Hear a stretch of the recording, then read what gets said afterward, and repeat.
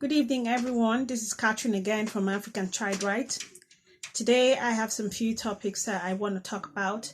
But first, for the benefit of those who do not know about us, where African Child Right is an NGO that is focused on helping poor children on the street, and also our goal is to make an impact in Africa, to bring change to Africa, and to see how we can educate the mind of our people and make bring a huge change to the continent of Africa.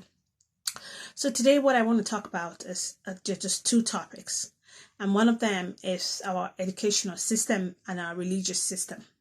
So now I believe that during the colonial period that our people were not only introduced to the wrong type of Christianity, but that we were also given the wrong type of educational system.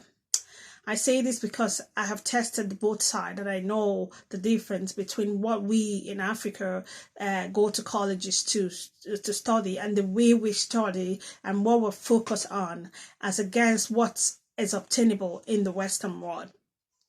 So I just believe that Africans were taught to just keep on forgiving no matter what your master does to you, no matter what someone who you think you're the superior to you does to you, that you need to constantly forgive them. Even when someone is abusing you, when someone is being really, really unfair to you, is hurting you, is destroying you, you are taught to continue to forgive because it's the way that God wants you to behave. But I believe that even looking at the Bible, that it is not wrong to sometimes take a pause and tell the person that's constantly abusing you and constantly trying to destroy you or constantly being unjust to you, that you can stay for once and fight back. That you can for once turn back and say enough is enough. That you can for once say, I'm not allowing this to happen to me anymore. I'm just going to speak up for myself. I'm going to move away from you if I have to. And I'm also going to fight back if you don't leave me alone. That's the kind of behavior that you should have. There's a difference between being a foolish person and allowing someone to constantly hurt your feeling, and also just being a good person who forgives people once in a while when you notice that they have made genuine mistake. So that's the kind of Christianity that we should have. Christianity doesn't mean you have to be an idiot, you have to be a fool who constantly say yes to everything. And it doesn't mean that you have to be a fool who have to stand every time and let somebody else beat you down. There are times in life where you have to look back, you have to face your enemy, and you have to fight back. Okay, so number two is our educational system.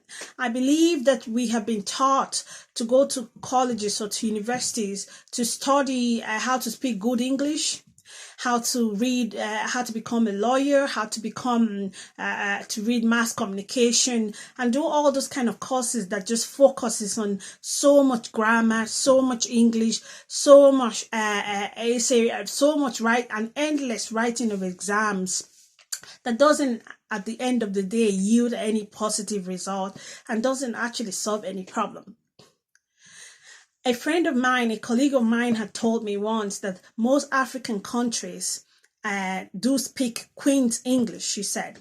She said Queen's English is the British English that we all know. She said is a good thing. Queen's English is a good English, but she said it is already outdated. And this opened my eye, and this was a surprise to me, because I just thought to myself, does that mean that we Africans are not just behind in so many other things, but we are also behind even in the English that we speak?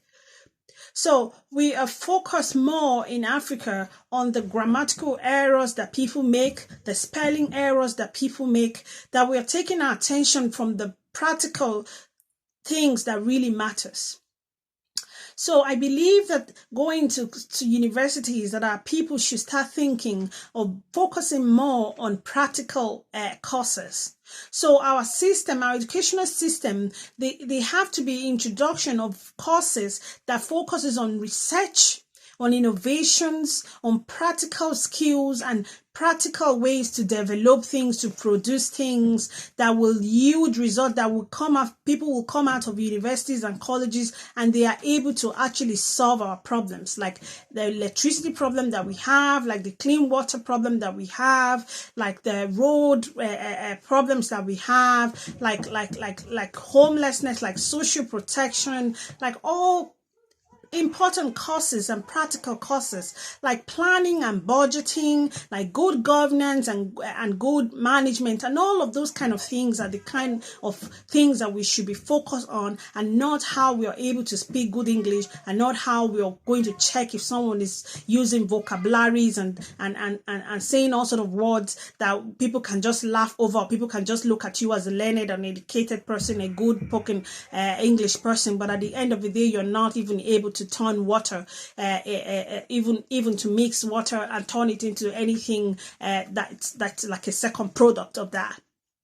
So we should be able to produce something. We should not be consuming all the things that other countries are making.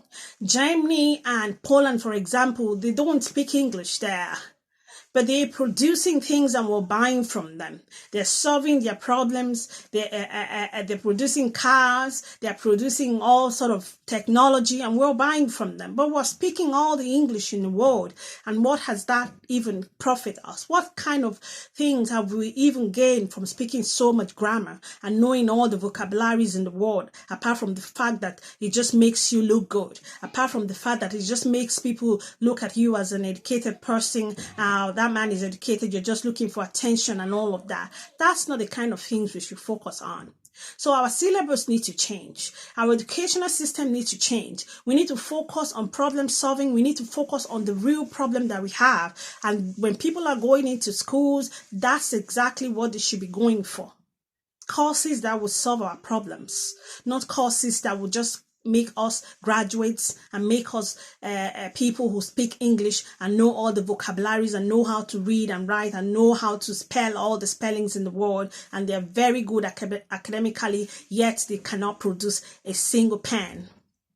That's not the kind of generation, that's not the kind of things we should be teaching in our schools and our colleges at the moment. So we need to reform our educational system, and we need to also change the way we go about with Christianity. Christianity is not that you have to be a fool. You can't say yes to someone every time. You have to use your brain. You have to think, what this person is telling me, is it right? Your mind will tell you, your brain will tell you that this is wrong. You shouldn't agree to this, and you should not agree to it.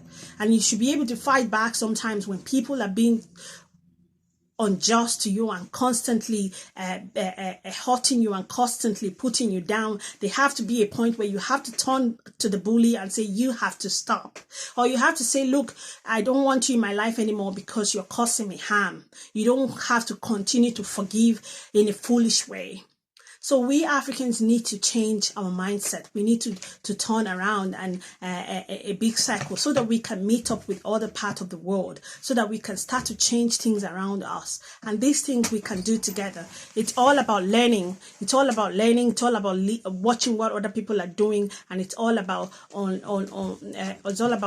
just going back and seeing what is happening in other countries. How are they doing it, and for us to copy the good one and not just the bad ones. Thank you so much today for listening. Have a lovely evening.